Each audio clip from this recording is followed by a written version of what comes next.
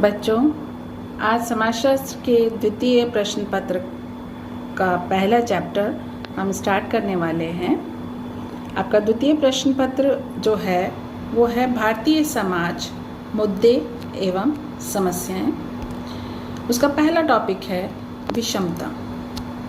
विषमता अथवा असमानता आधुनिक विश्व की एक प्रमुख सामाजिक समस्या है, जिसके परिणाम स्वरूप अनेक अन्य समस्याएं उत्पन्न होती हैं। समय व स्थान के अनुसार विषमता के स्वरूप या प्रकार में भिन्नता पाई जाती है। औद्योगिकरण के फलस्वरूप विषमता के कुछ पुराने स्वरूप लुप्त हो गए हैं तथा उनके स्थान पर कुछ नए स्वरूप उभर कर सामने आए। असमानता या विषमता के परंपरागत स्वरूप आज भी देखने को मिलते हैं।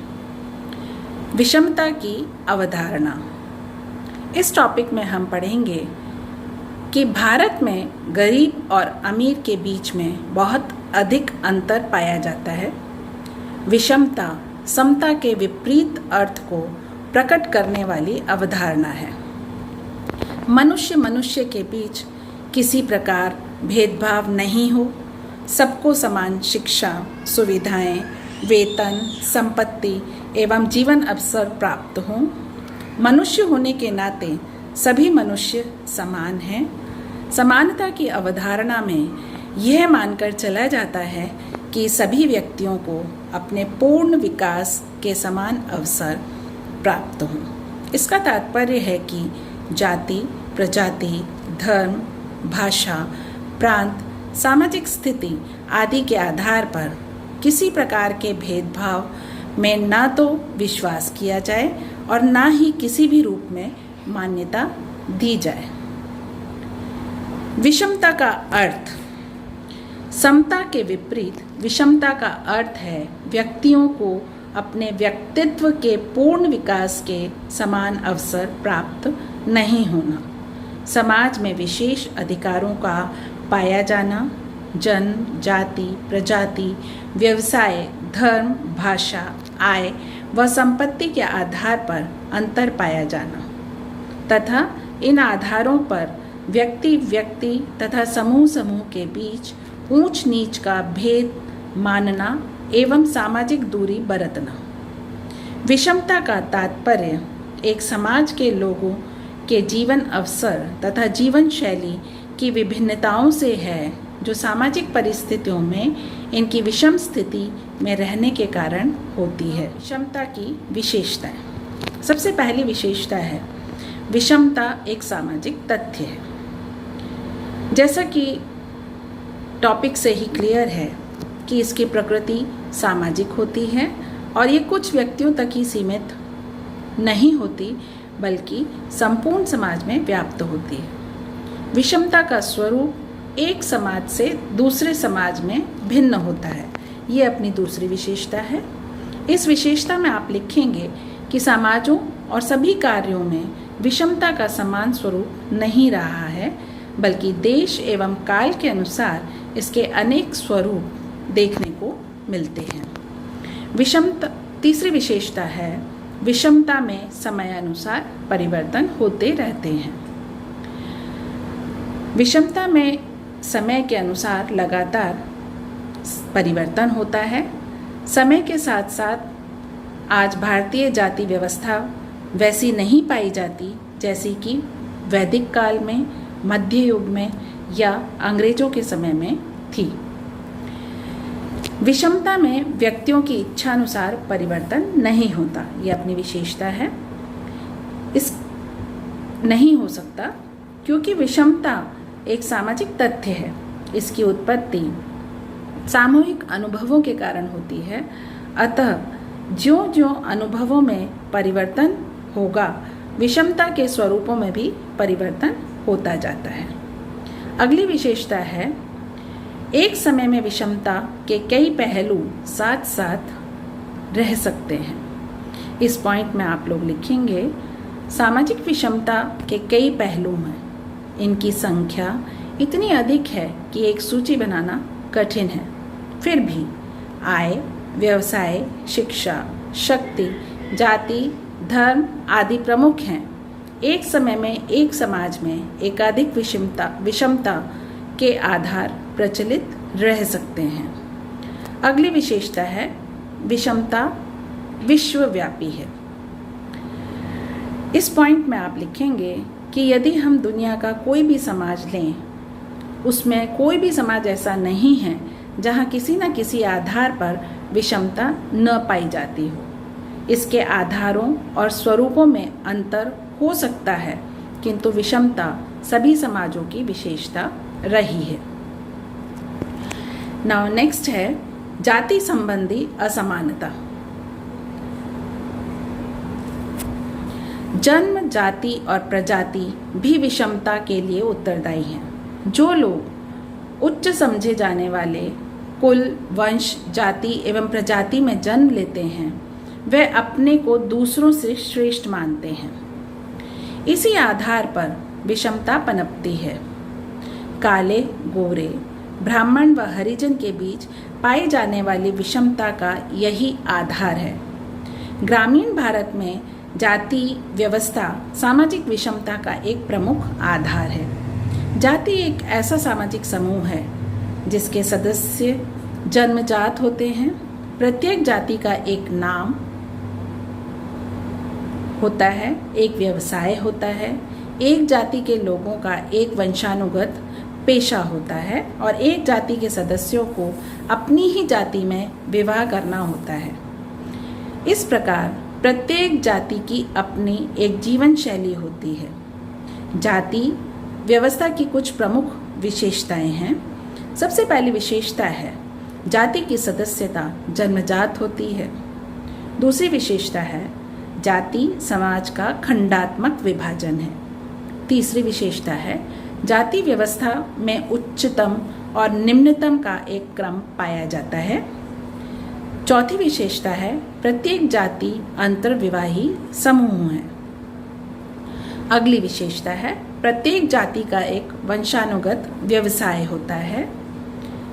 सिक्स्थ विशेषता जाति के सदस्य खानपान एवं सामाजिक सहवास संबंधी नियमों का पालन करते हैं। अगली विशेषता है प्रत्येक जाति की स्थानीय समुदाय में एक पंचायत होती है। जाति व्यवस्था के अंतर्गत पाया जाने वाला ऊंच नीच का संस्तरण तथा निम्न जातियों के बीच असमानता वितरण भारतीय समाज में सामाजिक विषमता के लिए उत्तरदायी है। सामाजिक विषमता का एक चरम रूप और स्वच्छता के रूप में देखने को मिलता है, जहाँ कुछ जातियों का जन्म से ही अछूत मान लिया जाता है तथा उच्च जातियों द्वारा उपभोग किए जाने वाले सब प्रकार के अधिकारों से उन्हें वंचित कर दिया जाता है। नगरीय क्षेत्रों में सामान्यतः जातीय आधार पर विषमता देखने को नहीं मिलती है, किंतु ग्रामीण भारत में जातीय आधार पर आज भी असमानता पाई जाती है। यद्यपि अस्पृश्यता या छुआछूत को कानूनी रूप से समाप्त किया जा चुका है, किंतु फिर भी ग्रामीण क्षेत्रों में यह किसी न किसी रूप में पाई जाती है। हम ये कह सकते हैं कि पिछले कुछ वर्षों में अनेक कारणों से विषमता कम हुई है, परंतु यह नहीं कहा जा सकता कि अब जातियों में किसी भी प्रकार की कोई विषमता नहीं पाई जाती। जाति व्यवस्था और परंपरागत रूप में जाति व्यवस्था अपने परंपरागत रूप में अवश्य कमजोर पड़ी है, पर देश में चल रही राजनीतिक प्रक्रियाओं ने वोट बैंक में जातियों के महत्व को बढ़ा दिया है। जातीय आधार पर पाई जाने वाली विषमता को दूर करने हेतु आवश्यकता है कि देश के नेतृत्व को जातीय आधार पर पनपने वाले हर प्रकार के भेदभाव को दूर करने का अपनी पूर्ण इच्छा शक्ति के साथ प्रयत्न किया जाना चाहिए। सामाजिकरण की प्रक्रिया के द्वारा यह प्रयास किया जाना चाहिए कि जाति पाति का भेदभाव किसी भी रूप में आरक्षण की नीति पर इस दृष्टि से गंभीरतापूर्वक विचार करने की आवश्यकता है। अगला टॉपिक है लिंग संबंधी असमानता।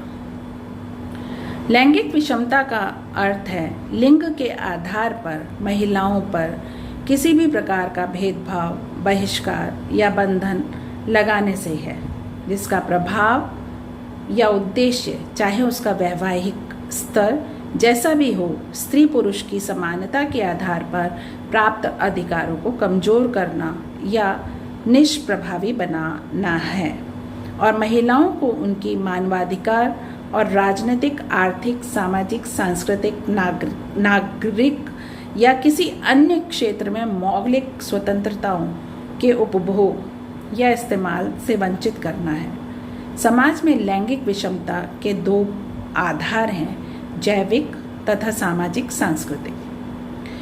ये दोनों ही आधार लैंगिक विषमता को अपने अपने ढंग से अभिव्यक्त करते हैं। स्त्री और पुरुष की भूमिका विभेद के लिए भिन्न भिन्न प्रकार की व्याख्या दी गई है।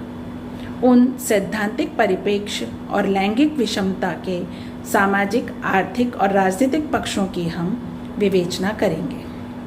सबसे पहला बिंदु है प्राणीशास्त्रीय परिप्रेक्ष्य। प्राणीशास्त्रीय परिप्रेक्ष्य के अनुसार स्त्री द्वारा किए जाने वाले कार्य कम गतिशीलता तथा घर पर अधिक रहने के कारण स्त्री को गृह कार्य ही दिए गए, जबकि पुरुष ने अपने अधिक शारीरिक शक्ति के कारण आखेट एवं कृषि संबंधी कार्यों को ग्रहण किया और समाज में शक्ति प्राप्त कर ली और अब तक बनी हुई है। दूसरा बिंदु है मानव शास्त्रीय परिप्रेक्ष्य। ये परिप्रेक्ष्य इस बात पर बल देता है कि किसी भी मानव समाज में स्त्री और पुरुषों के मध्य भूमिकाओं के असमान वितरण के लिए संस्कृति के मुख्य रूप से उत्तरदायी रही है। विभिन्न सिद्धांतों के अवलोकन से यह ज्ञात होता है कि समाज में स्त्री की भूमिका की व्याख्या किसी एक सिद्धांत के आधार पर नहीं की जा सकती, बल्कि इन सभी सिद्धांतों के सामूहिक विश्लेषण से ज्ञात होता है कि समाज में स्त्री की पुरुष की तुलना में निम्नतम परिस्थिति के लिए एकाधिक कारक उत्तरदायी हैं। मात्र किसी एक ही कारक से स्त्री को पुरुष से निम्न या अधीनता के लिए उत्तरदायी नहीं माना जा सकता। इस प्रकार का निर्धारण वाद होगा जो समाजशास्त्रीय दृष्टि से स्वीकार्य नहीं है। अगला टॉपिक है सामाजिक क्षेत्र में विषमता। परिवार में माता की स्थिति की तुलना में पिता की परिस्थिति को अधिक महत्व दिया जाता है। पुत्री की तुलना में पुत्र को, पत्नी की तुलना में पति को अधिक सम्मान पूर्वक देखा जाता है। शिक्षा सबसे पहला बिंदु है। भारत में आज भी शिक्षा के क्षेत्र में स्त्री और पुरुषों में भेद किया जाता है। पुरुष की शिक्षा दीक्षा को अधिक महत्वपूर्ण माना गया है, जबकि लड़की की शिक्षा को सामाजिक दृष्टि से नीचा समझा गया है। विवाह महिलाओं की तुलना में पुरुष को अधिक अधिकार प्राप्त हैं। पति के चयन में कन्या की इच्छा को विशेष महत्व नहीं दिया जाता। विवाह विच्छेद के अधिकार भी महिलाओं की तुलना में पुरुषों को अधिक हैं। जाति प्रथा। जाति प्रथा में यह यज्ञ, हवन, अनुष्ठान, जनेऊ धारण करने का अधिकार पुरुषों को है, स्त्रियों को नहीं। युद्ध में भाग लेने, देश विदेश में व्यापार करने का अधिकार पुरुषों को है और स्त्रियों का कार्यक्षेत्र सदैव घर ही रहा है। नेक्स्ट है आर्थिक विषमता। महिलाओं की आर्थिक स्थिति को आजकल समाज की स्थिति के विकास में एक निर्धारक के रूप में स्वीकार किया जाता है, क्योंकि महिलाएं प्रत्यक्ष अथवा अप्रत्यक्ष रूप से आर्थिक क्रियाओं में योगदान देती हैं। वे पारिवारिक उत्तरदायित्व के साथ साथ आर्थिक क्रियाएं संपादित करती हैं। संपत्ति के संदर्भ में आर्थिक विषमता। संपत्ति के अर्जन में सर्वाधिक महत्वपूर्ण भूमिका निभाने के बावजूद महिलाओं को संपत्ति के अधिकार से वंचित रखा गया। यद्यपि कानून के आधार पर उन्हें समान अधिकार प्राप्त हैं, किंतु वे आर्थिक दृष्टि से अपने जीवन के सभी कार्यों में पुरुषों की दया पर आश्रित रही हैं। संपत्ति के अधिकार में विरासत से प्राप्त संपत्ति, वैवाहिक संपत्ति एवं स्वयं अर्जित संपत्ति पर भी महिलाओं की तुलना में पुरुषों को अधिक अधिकार प्राप्त हैं। इस प्रकार लिंगीय विषमता के आर्थिक स्वरूपों में स्त्रियों की अपेक्षा पुरुषों को अधिक महत्व व अधिकार दिए जाते हैं। बच्चों, ये चैप्टर अब यहाँ पे ख़त्म होता है। आप लोगों को सभी को ये समझ में आ गया होगा। यदि कोई डिफ़िकल्टी हो तो आप मेरे से पूछ लीजिएगा। कोई भी संशय हो किसी भी टॉपिक के बारे में तो आप मेरे से व्हाट्सएप ग्रुप पे शेयर करिएगा।